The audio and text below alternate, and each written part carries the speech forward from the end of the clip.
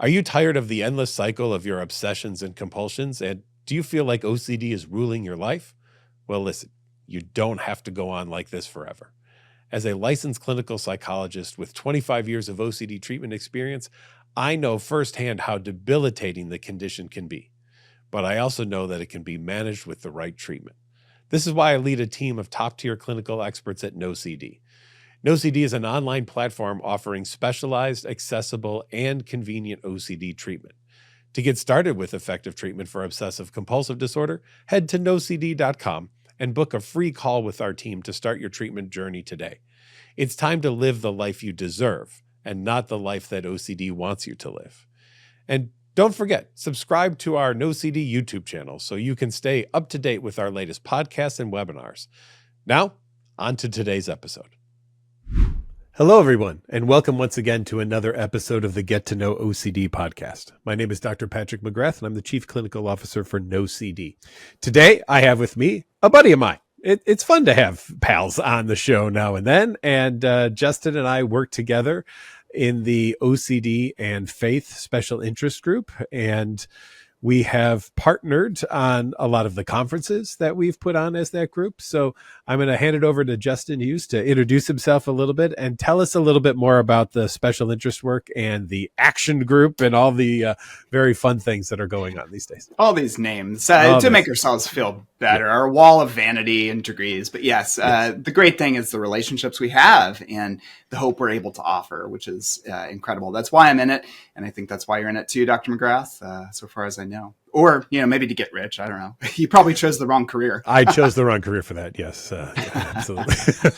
So, Justin Hughes. I'm a therapist, a cognitive behavioral therapist here in Dallas, Texas. I specialize in OCD and anxiety disorders, though work with a range of conditions that naturally come up with it as well. And also passionate about the faith intersection as well, which we get to talk about in detail today. So thanks for having me on the show. Tell everyone about the Faith and OCD Action Council and what's going on there, what we're doing.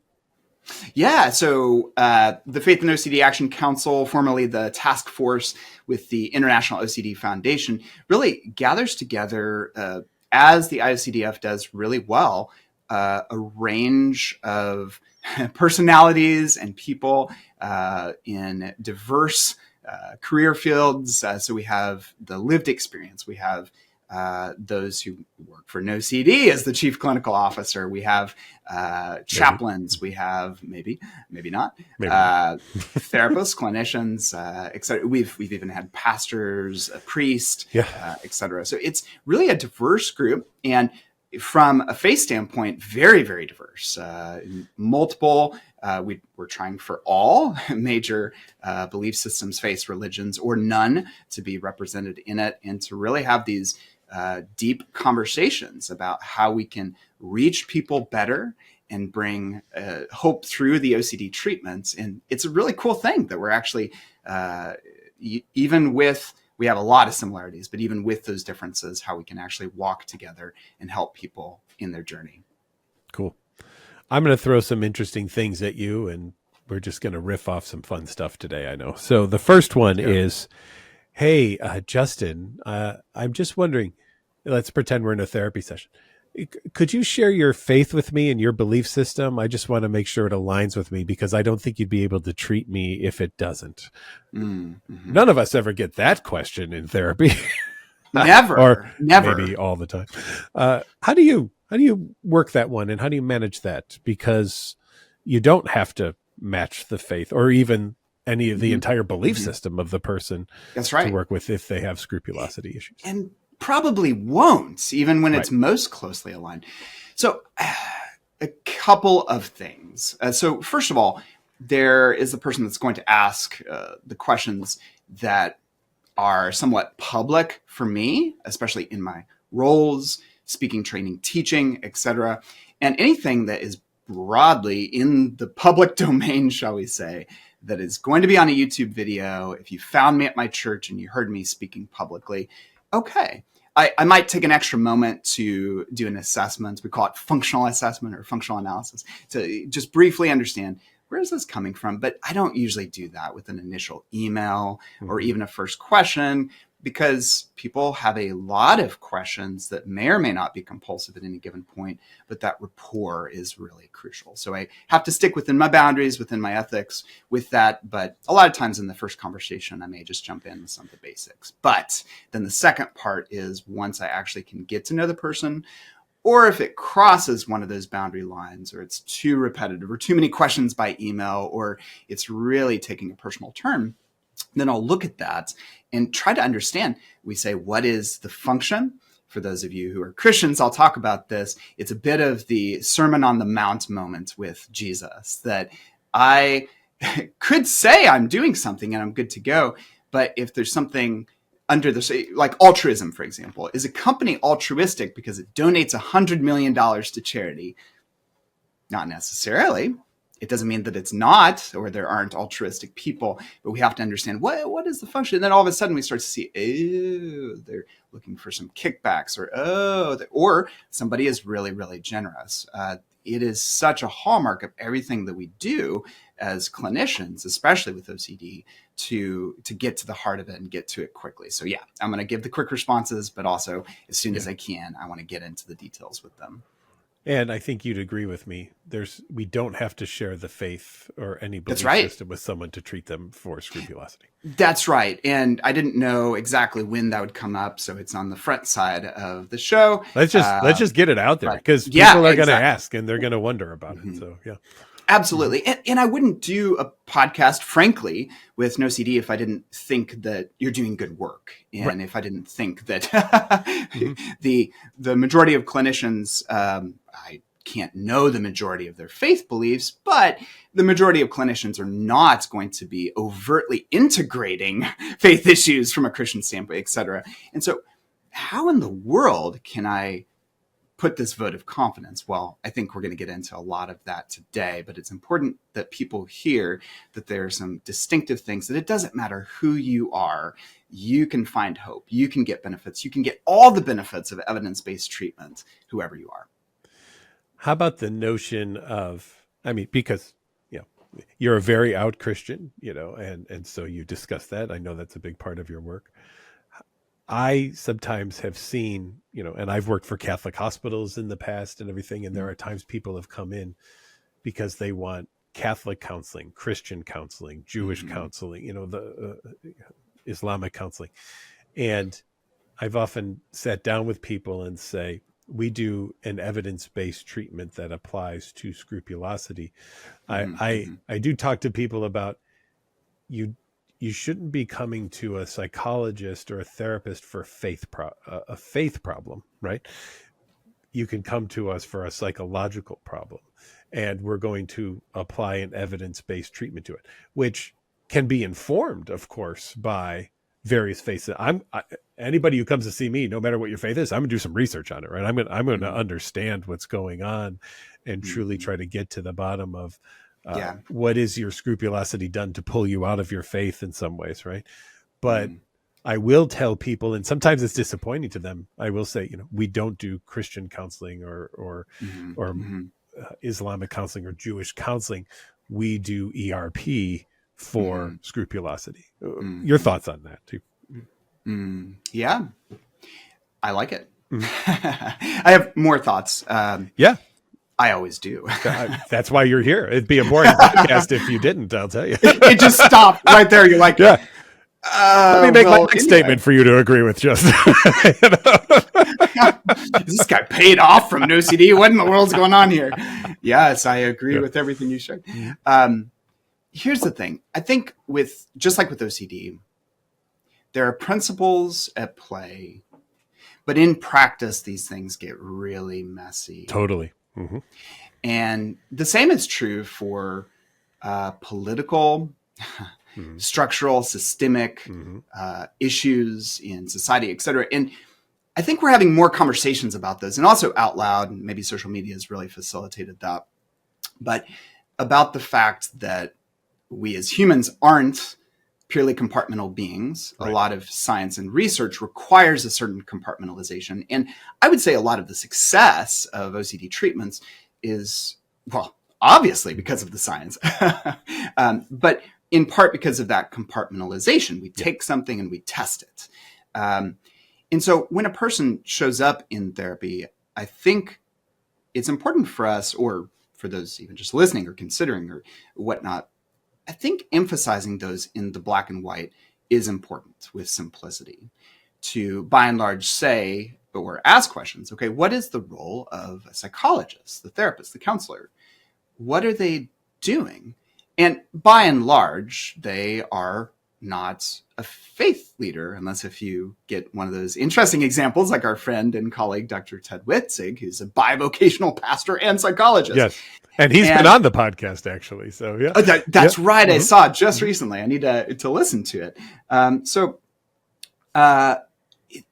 What about, though, for the person who this is so important, it is of the utmost importance to them. And I separate this into two different categories. One category is the person that they don't have scrupulosity. It's not obsessions around faith beliefs. They just really care. They would rather suffer the rest of their lives with OCD than to do something that goes against their faith. And frankly, I start from the standpoint of, I really respect that. I don't think you have to unduly suffer more or in unwise ways. But that starting point, a lot of folks really wants that faith component. And I would argue in some cases really need that. I can talk about that more if needed. But then there's also that separation that what we do, as long as it's a good clinician who is trained properly, is sensitive towards a person's beliefs, faith practice, or lack thereof, is really the same. That when we see those obsessions, what are those distinctive obsessions for Christians? They're exactly the same as for non-Christians, but the context, the culture behind it, what actually matters to the person, their values, their focus, yes, that will bring up a lot of differences, but we're really clinically dealing with the same things. And I think people need to hear that again and again and again, that it's not actually different at the heart of what OCD is. I love that, because at the heart of it, it is all very similar. It may have different names depending on the faith system, but it comes down to fears of doubt, fears of maybe an afterlife I don't want to have, fears that I've done something wrong and I'm going to be punished. What if it was willfully done? What does that mean? It's always these common themes that underlie whatever the faith system seems to be. That's right. That's right. Yeah. If it shows up in day-to-day life, like what if I made a commitment to this person, this company, I'm interviewing with multiple companies and I said, I'm going to go with this company. And then at the last second, a better deal comes in. Did I make a vow to them that I'd stay with them? And then we cross over and it's the exact same thing. With, oh no, when I was in prayer and actually, may I share a personal story of this? Please. Okay. So years ago, I was diagnosed with generalized anxiety disorder. I consider myself in remission from it, but GAD has a lot of intrusive thoughts as well. Yes. It's not the same as OCD. So those of you who have OCD suffer way worse than almost any case of GAD that I've come across. That's just personal experience. But with... there's this example. I was in college and I went to a special chapel meeting and we actually had a missionary and the missionary was working with a different people group overseas and they were saying, hey, who of you will be the next generation to go to this people group, to care for them, to bring them hope, XYZ, medical care, to share the gospel with it, to fill in the blank.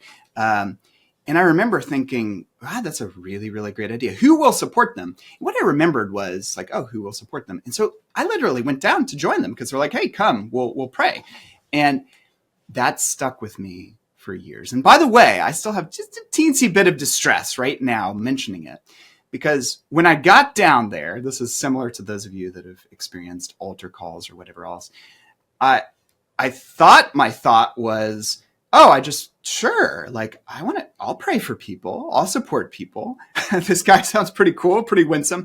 And the next thing I know, they're praying over us to go to this people group. And I'm like, oh no, did I just make this commitment with my life to do this? Right. Yeah. Now, because I don't have OCD, it didn't stick with me at that point, but it came up at different points when I was making decisions about my actual life and career, classic GAD. And I started to have this fear. Did I make a vow? And God is going to hold me to this.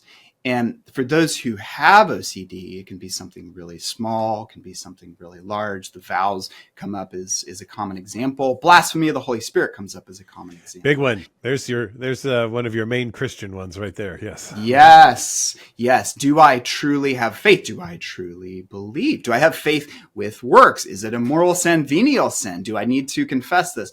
Whatever it is. Can I use a Ouija board? That's an interesting one in the Catholic faith, right? I get that. Yep. In fact, I have a cousin who's a priest, so I called him. He's like, "Nope." I said, "Okay, Nope. Thanks. Yeah. Thanks for letting me know." Yeah.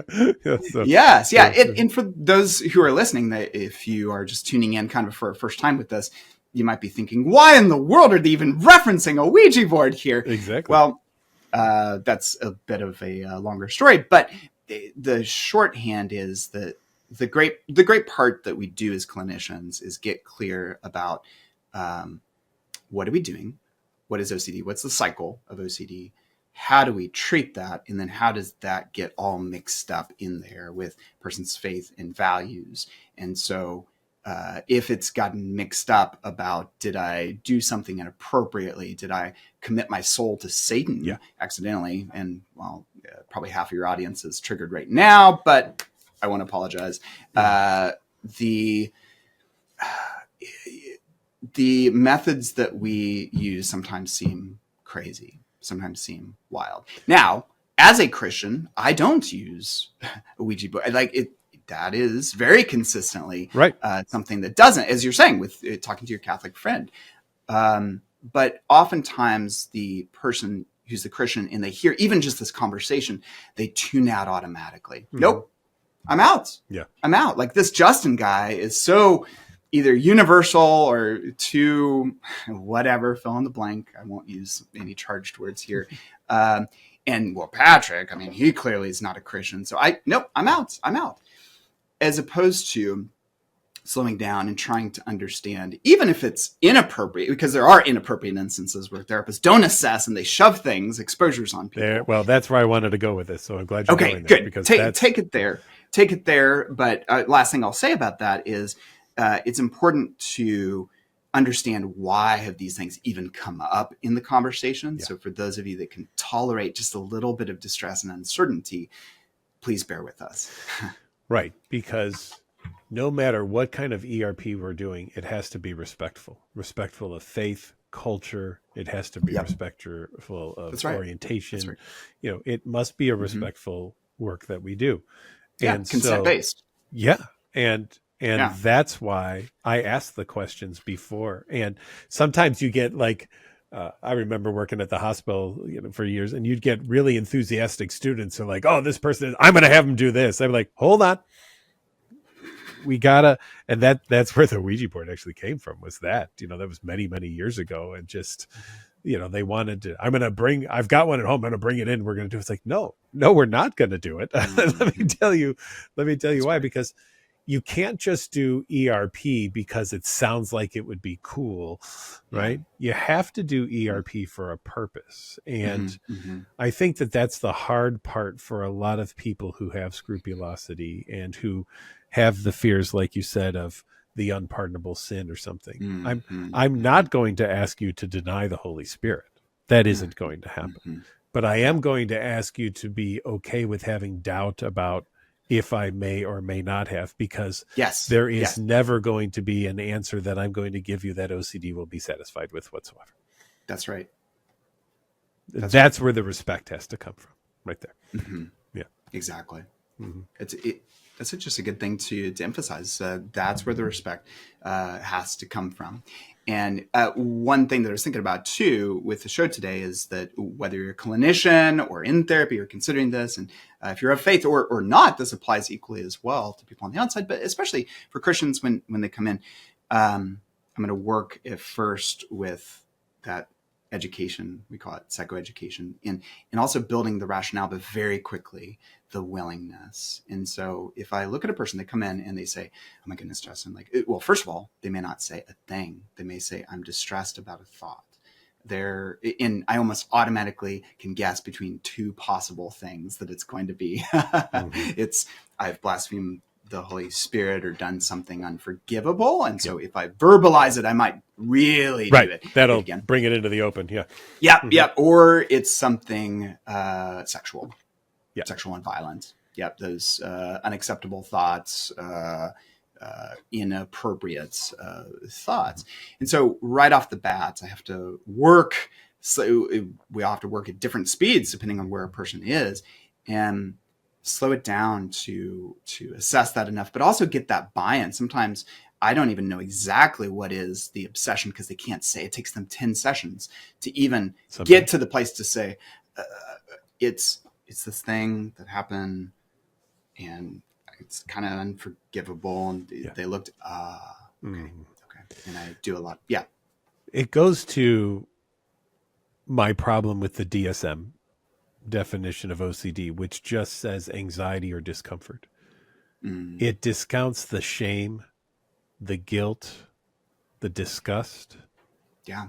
All of those things that come into our sessions that we deal with people who have this, because think of the guilt someone might have for having done something that would now prevent them or their family from an eternal life of happiness and joy with their higher power, right? I mean, there's such tremendous shame or guilt that we deal with when we're working with people. I was wondering if you could speak to that a little bit about and some of the folks that you've worked with on that. Yeah. So first of all, yes, absolutely. And it's interesting with the DSM because there's some things that are being uncovered more, and some things are just kind of the inner knowledge of expert clinicians that we become familiar with.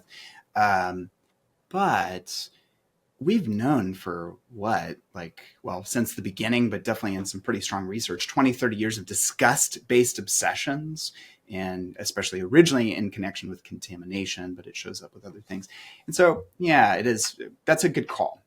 It misses that picture. All the more reason to get with people in the know, sometimes a conversation with advocacy and so forth, but the clinical, there's something just, at least to me, currently irreplaceable about the clinical. I'm sorry to say, because a person is just going to have a hard time if they only stay in the education realm, because the nature of OCD is one that really narrows the focus on a pinpoint, and it cuts out the other points of awareness that a person may need to have, like experiencing disgust. So for listeners, viewers, I broaden it. I'm not so arrogant to rewrite the definition, but I broaden it on the experiential side to say any internal unwanted experience. And a lot of times it's impossible to even separate it out from whether it's wanted or not. The person is just left with all this gunk of guilt and shame and sadness, and they're untangling that. And the older I've gotten in this, the more passionate I am about the evidence-based and sticking to it. And also the more flexible I've become with slowing down enough to honor and acknowledge the present moment of what the person is feeling, and the diverse experiences that people have around these difficult feelings and emotions. Yes, moving on quickly when we need to, but sometimes actually being able to break that down a little bit, emotion labeling and CBT, sometimes even just good old classic grieving has to go on as long as we're not doing that compulsively as well. So honoring those emotions. By nature, faith is a belief in something without absolute proof, right? And you and I are probably well known for the idea that OCD isn't a faith problem, right? It's a mental health issue with this. This is not a faith problem. And yet people come to us, and though they don't have absolute answers in any other area of their life, I've been asking people lately, can you prove to me that you will be alive at 8 p.m. tonight? And nobody can give me 100% proof that they will. So, but then we get to this, whatever OCD focuses on, and in our case today, it's faith. But Justin, I have to know that I'm going to be in the afterlife I want to be in, and focusing here specifically on Christianity. I have to know that I'm going to get into heaven, and how can I live if I don't know for sure? Mhm. Right? How do you help people work through that initial demand of I must have the answer to move Mhm. them to the acceptance of I'm going to just have to live and see. Right? Mhm. Yeah. One step at a time, compassionately. Excellent. Yeah, absolutely. Yeah. Um, and so it's certainly the clinical appropriate boundaries. I'm not giving hugs to my clients all the time. But like, as you say that, like my first thought was like, man, like and I have several friends with OCD, not just through my professional work. It Sure. just happened such that I have friends with OCD, and just giving a hug, because these things are just difficult. We know from the research that people with OCD feel these things more intensively. They're harder to resist and more impactful to their life. So the compassion is really critical here. I'm sorry you're going through that, and then to look at how a person gets entangled in this process. And let me rag on a little bit what doesn't work in the church. Oh, please. Yeah. Mm-hmm. Go ahead. Because, yeah. Mm-hmm. Well, obviously, just minimizations of have you thought about praying about that, or have more faith, or things like that can be really minimizing. But at a deeper level, and actually where we see, I would call this the main tension within the Christian church is between basically how much actively I am to practice faith, and that is to be sufficient for everything. So as Christians, we're going to say that Christ is sufficient, but then there are many different theological systems, denominations, fill in the blank, that are really going to trend heavier towards it's basically all supposed to be in-house. And one of the examples, one of the mega churches in the Dallas area that I actually like, I have friends who go there. I've been to events. I've sent my daughter to one of the camps that they had. I get clients after clients that gets not from the church as a whole, but chewed up and spit out by certain people who take something that I would say is good and I agree with, but presented in a black and white way that needs to be personalized and contextualized to a person's life. So to say something like have faith is an extraordinarily deep concept. It's not this snap the fingers. And I mean, maybe it is in some instances. And for those who don't know from scriptures, it says that some actually have what's called the gift of faith. There's different gifts that are mentioned throughout the Bible, gift of discernment, teaching, preaching, faith, fill in the blank. And that one's curious. Years ago that I'm like, wait, aren't we supposed to all have faith? Yes, but some people it's easier. My social media post yesterday was just quoting just Jude 1:22, have mercy on those who doubt. And maybe have mercy on yourself if you doubt too. Yeah. And so the chewed up and spit out person comes in, and I can't tell you how many people that I would share the same overall theology, and how many people come in from churches and backgrounds that fall into the camp where everything has to be in-house. Except it's not consistent. They don't do that with medicine. They don't do that with physical therapy. They don't always do that with education, going to public school. But then all of a sudden, I'm going to get into this. Then all of a sudden with mental health, the thing we can't see necessarily, or we don't always understand quite as easily, unless if you study it and label it. And then the person can so easily be minimized that, this is probably because of a sin problem, Yeah. lack of faith. And so, yeah, I better pause to let you ask questions because I could keep going on this. I love that. I mean, we don't tell people they've sinned when they broke their arm, right? But But they might have. They may have been drunk driving. Yeah, right. But yeah, and there's such a long history of the church. I mean, you go back to Trephining, where we used to drill holes into people's skulls with the belief that the reason there was mental illness was there was a demon stuck in their head, and demons could pass through skin. So for everyone who's not familiar with this, when they passed from hell, which of course would be underneath us, to go to heaven, which would be above us, right? The demon, if you stepped over a spot where the demon was escaping from hell, it could travel through your body, through your organs, through your skin, but demons can't pass through bones, so they get lodged in here. So the idea was, okay, if we just cut a hole in the top of the head, then that'll give the space the demon can escape, and then it can continue on its way up to heaven and be redeemed. And that's why if you go into a lot of old graveyards, you'll find people who have literally holes in their head. And that was because there was probably what they called back then the insane asylum close by, and they were trephining people.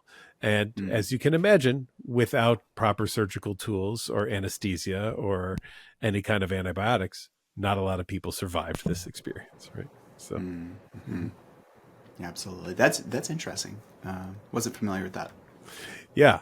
So there's a long link, I think, in faith, mental health, the idea of possession, those types of things. And,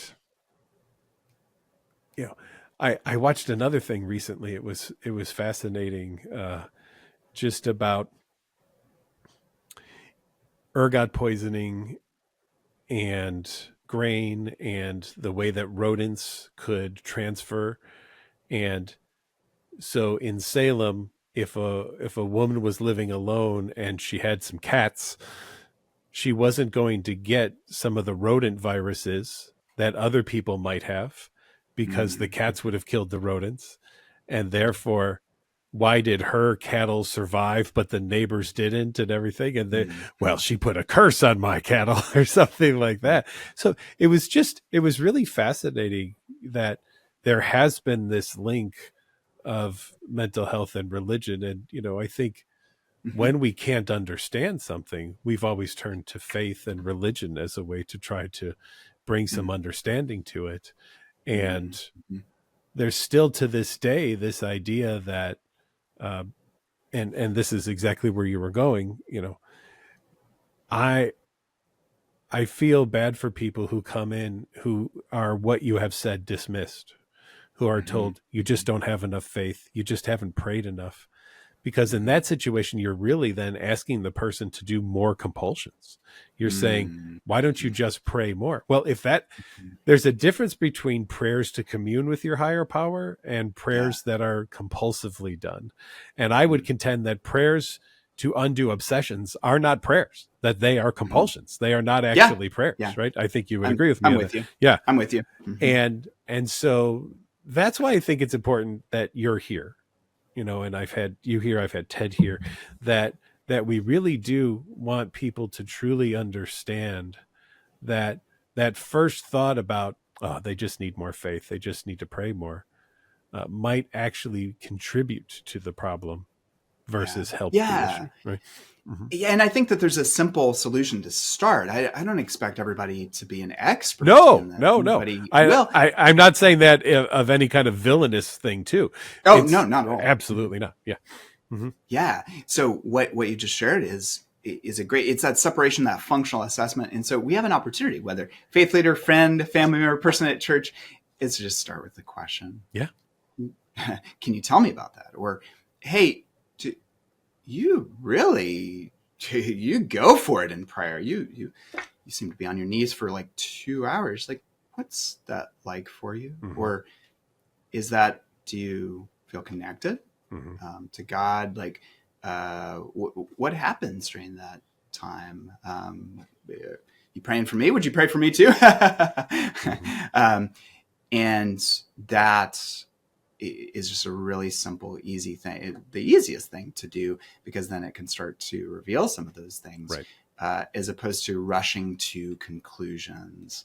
That my book that I'm writing talks about that it's the rush to judgment. And I use a lot of biblical examples of it. I'm happy to share any of those, but the rush to judgment, that it has to be a demon.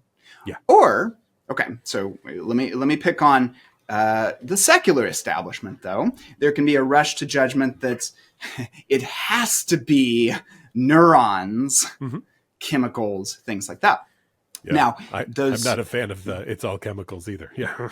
Absolutely. The reductionistic and, the chemical imbalance theories of depression, like, we're starting to recognize, like, okay, yeah, well, that didn't actually really apply in that way. And so the thing that isn't opposed to faith either is, I think, good science, observation and study of what I would call God's world, and to do that well. And I would say, a conviction, but it's definitely a personal passion. I'm on a mission. Blues Brothers, speaking of Chicago. On a mission from on God. a mission from God. But not only are these things not contradictory, like good science, just excellence, this clinical excellence piece, it sometimes just starts with slowing down enough to ask a few more questions, as opposed to drilling a bunch of holes in people's heads and assuming in a Bible study that the person hasn't prayed enough. Yeah. You've got a course too. Can you tell us a little bit about it? Like what your course is? Absolutely. Yeah. So Christians Overcome Your OCD. I'm guessing it'll be in the show notes, but is it okay to say my website Please, name? go right ahead. Yes, okay. Absolutely. JustinKHughes.com, and you can go to the course at JustinKHughes.com/course. So I decided to do the course before I published a book, in honesty, because I wasn't getting traction with publishing. And I always thought that I do a course after. If we see people launch books and then they do a course, it's almost always that progression. But I've seen that people are desperate for understanding these things on the clinical piece, but then where does it intersect on the faith? And so a strong rationale of both. This is why we do what we do. I have to provide a strong rationale to any client who comes in, of any faith or none, of OCD, what it is, what the treatments are, to get that buy-in, to get that consent. So I want to do that, and I believe did do that with excellence.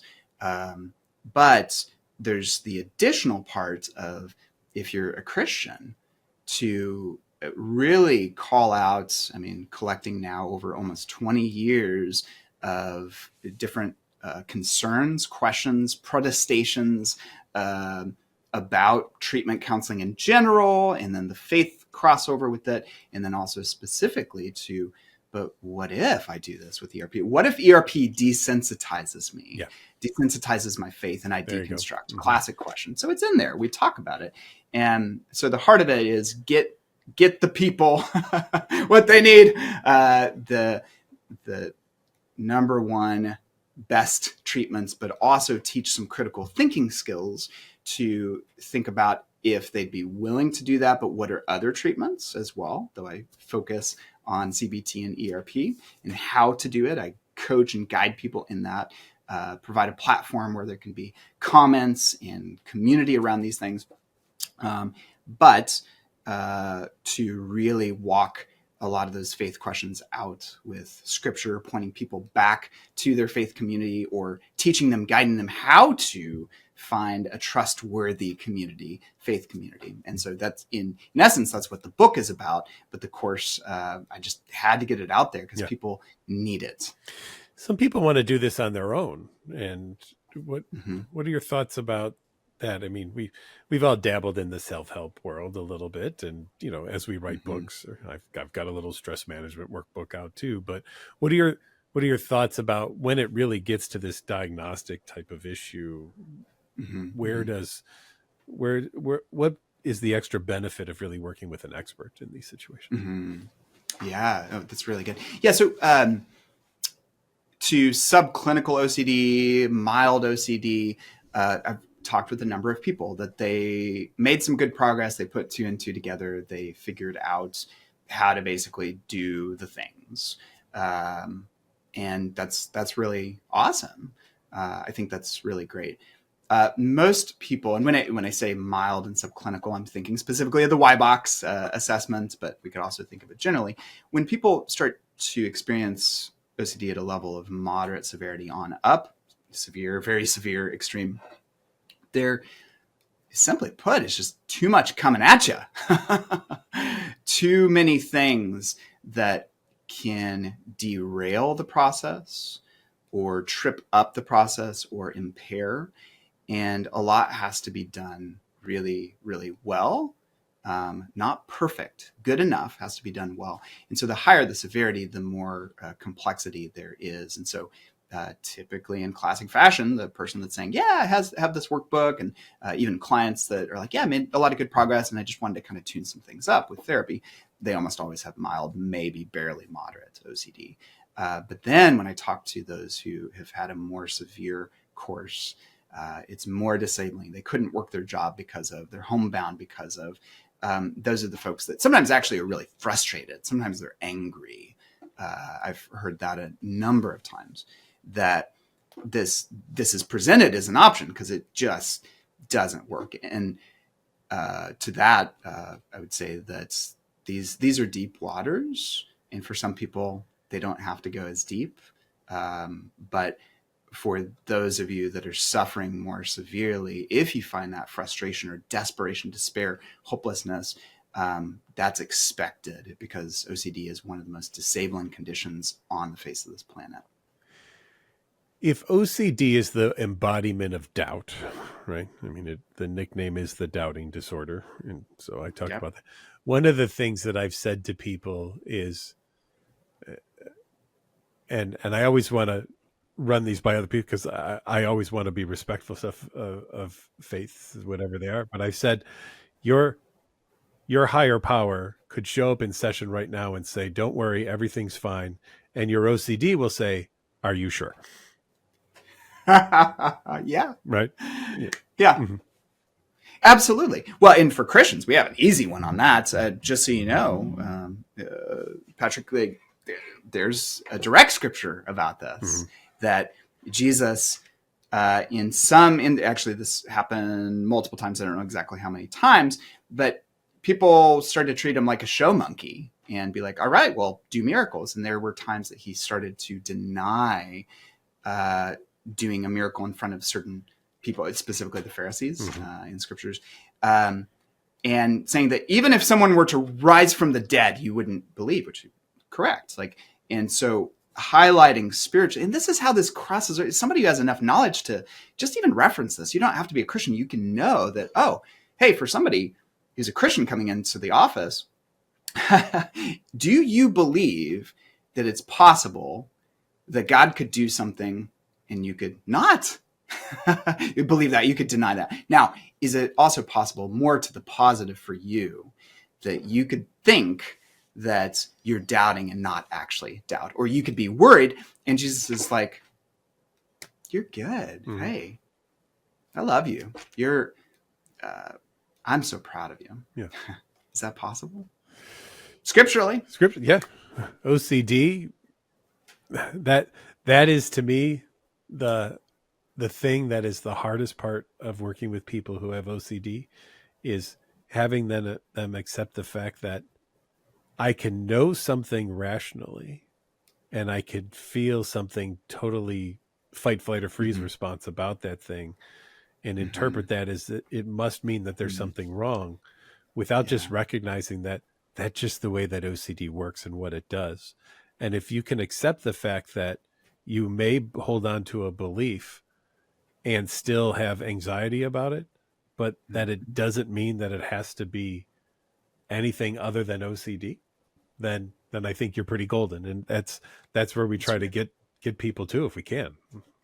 And that's where there can be a general leap of faith, but even a specific leap of faith. So for the general leap of faith, we all have to come up to the edge of that cliff, no matter what it feels like. And for some, it feels bigger.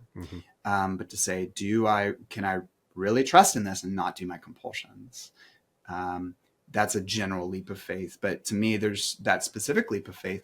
And it's really cool because that same Christian that comes in that's like, I can't do whatever this ERP thing is, because, it's against my faith and I need to do it through more exclusively spiritual means, then I can get into it and be like, well, scriptures say, whatever you do, work at it with all your heart, as if working unto the Lord and not for man.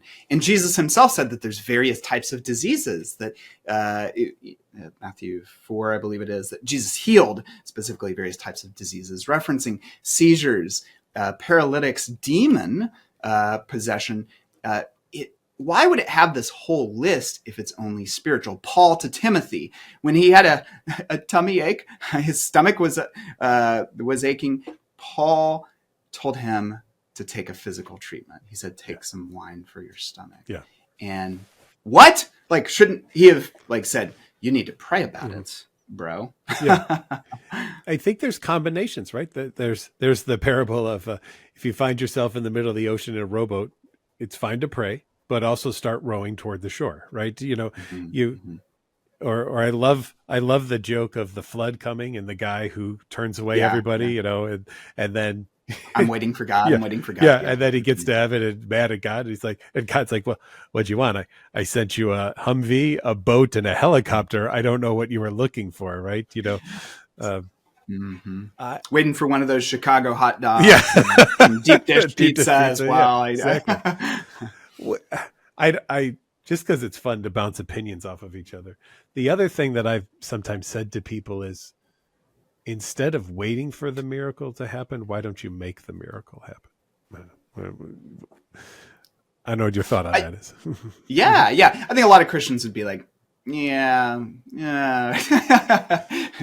God who does the miracles. But where I would join with you, and this is why we just need to slow down. And folks, before they dismiss something, they hear people talking about all sorts of exposures that seem wild, fill in the blank, is to slow down and explore, what do we mean exactly by that? And so with that, if that sentiment is that we're to join with, even from a spiritual standpoint, join with the work of God. There we go. And join with, then are we supposed to step into that actively? Even if we can't enact that, even if we can't, only God is the only one who can facilitate that. Is that fair to riff off of it in that way? Yeah. I mean, that's what I love about this. There's so many different ways to talk about it and to be philosophical about it and have these conversations. And talking about it is huge. Yes. And that's where, if first I struggled, definitely as a Christian, with jumping on the Faith and OCD, originally Task Force, now Action Council. And because I also had a lot of these questions and wondered in different ways. And Patrick, it's just, my life is better knowing you. My life is better with these conversations. Yeah. And it's also, I think that this is kind of a good example in our world today of more of what needs to happen, more of these conversations that are respectful. And that's what we do with clients to try to get into their space. And so, hopefully the person has enough distress tolerance that if you say, what if you made the miracle happen? That even if theologically they're going to be like, well, it's only God that does miracles, to be like, okay, I get you. Yeah. Faith without works is dead. Yeah. I get you. Yeah. Right. I'm not expecting you to turn water into wine. Maybe for me, the miracle that I'm talking about there is taking the first step into fear and facing the fear and learning that you can handle it. Because if you haven't done that before, boy, look at what that can do to your life. Oh. Absolutely. Look at what that can do to your life is a good way to put it. Well, Justin, once again, where can people find your info and everything? Yeah, back to my website, justinkHughes.com. The course, all the free resources, have a newsletter on there as well. All of the newsletter stuff is totally free. And I'll include this for you too, for the show notes. Anybody who's listening today to NOCD, I'll give you a 15% off discount on the course. Woo-woo. And I hope you'll also check out NOCD's stuff. High praise from Caesar is Caesar indeed, as was it Cicero, or I can't remember. Well, thank you. Had said. And NOCD, the people that I've worked with, I get a lot of examples that I get hit or miss. Like, well, I went to this place and it was really good, or I went to this place and it was really bad. NOCD is one of the places that I think I've now heard 30 or 40 people who've used it. And I've never had one where they're like, they just violated my faith beliefs. It's either really good or like, hey, I just wanted somebody a little more into the specifics like Yeah. you, or looking for something specific. So OCD is doing great work. Awesome. So JustinKHughes.com. Yeah. Thank you, Justin. And thank all of you for watching today, once again, on the Get to Know OCD podcast. If you like the Get to Know OCD podcast, you can subscribe on the NOCD YouTube channel or get it wherever you get your favorite podcasts at. And if you're looking for help for OCD or related conditions, go to NOCD.com. That's NOCD.com. We'll be back again in the future with more episodes and more great guests. We'll see you soon.